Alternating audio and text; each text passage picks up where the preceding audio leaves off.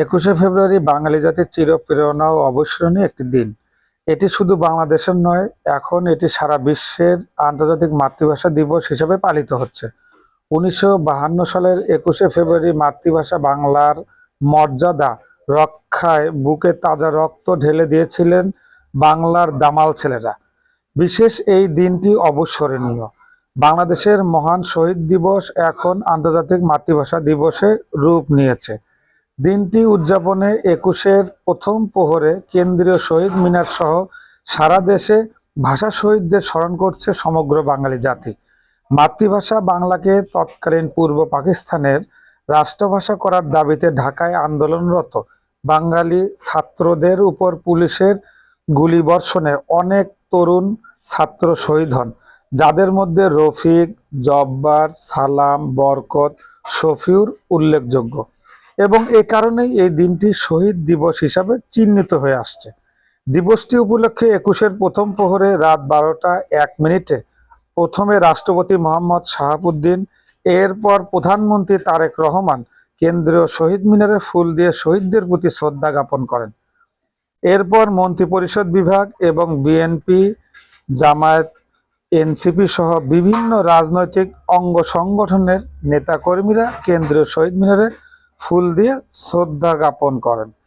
২১শে ফেব্রুয়ারি উপলক্ষে কেন্দ্রীয় শহীদ মিনার ও ঢাকা বিশ্ববিদ্যালয় এলাকার রাজপথ ও দেয়ালে বর্ণিল সাজে সাজানো হয়েছে। চারুকলা শিক্ষার্থীরা রাত দিন খেটে রং তুলির শিল্পে ফুটিয়ে তুলেছেন রাজপথ, দেয়াল, হেসে উঠেছে বর্ণিল আলপনায়।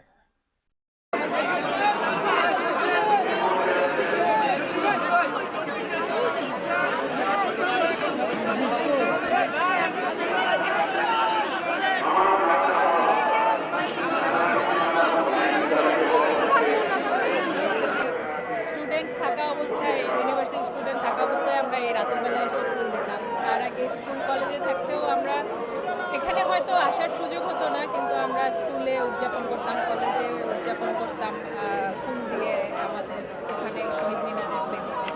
তো এটা আসলে মানে পুরোটা উদযাপন না, এটা শোক দিবস ছিল ছোটবেলায় আমরা যখন এটা পালন করতাম, আবার উদযাপনও আন্তর্জাতিক মাতৃভাষা দিবস ঘোষণা হওয়ার পরে। তো সব কিছু মিলায়ে আসলে এটা অন্যরকম একটা আমাদের ভাষা আন্দোলনে যারা আত্মত্যাগ করেছেন তাদের আত্মত্যাগের কারণে আমরা আজকে বাংলা ভাষায় কথা বলতে পারি। আমাদের মায়ের ভাষা, আমরা আমাদের ভাষার মাধ্যমে আমরা যোগাযোগ স্থাপন করতে পারি। তো আবারও ধন্যবাদ জানাই আমাদের স্পেশালি আমরা আসছি ড্যাফোডিল ইন্টারন্যাশনাল ইউনিভার্সিটি থেকে। আমরা আমাদের ইউনিভার্সিটির পক্ষ থেকে আমাদের ভাষা শহীদদেরকে বিনম্র শ্রদ্ধা।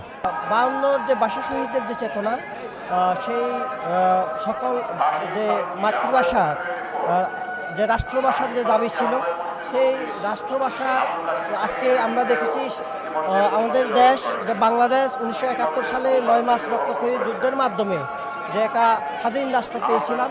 এই স্বাধীন রাষ্ট্রে আজকে ৫৪ বছর পরেও বাংলাদেশের বাঙালি ভিন্ন যে অন্যান্য যে জাতিসত্তা রয়েছে তাদের যে মাতৃভাষার স্বীকৃতি রাষ্ট্রীয়ভাবে স্বীকৃতি দেওয়া হয়নি।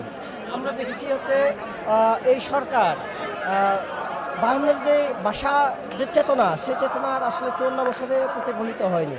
যার কারণে আমাদের যে সংগ্রাম পাহাড় কি সমতলে যে সকল জাতিসত্তার মাতৃভাষা শিক্ষালাভের অধিকার নিশ্চিতের দাবিতে যে সংগ্রাম, আমাদের সংগ্রাম চলমান রয়েছে। মাতৃভাষার অধিকার চাই, আর আমাদের মাতৃভাষায় পড়ালেখা করতে চাই। মাতৃভাষা প্লাস হচ্ছে আমাদের দেশে প্রায় ৫০টার মতো হচ্ছে জনগোষ্ঠী রয়েছে।